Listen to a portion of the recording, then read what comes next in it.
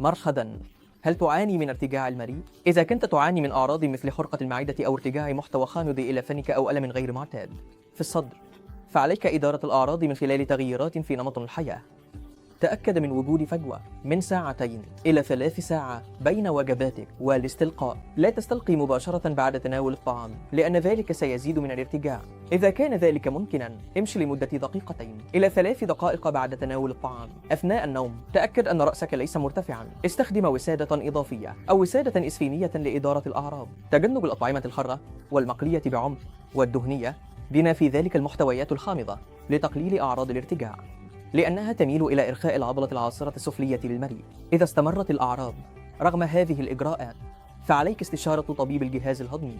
قد نرغب في إجراء تنظير داخلي ودراسة حموضة لمدة 24 ساعة لتحسين إدارة الأعراض لديك.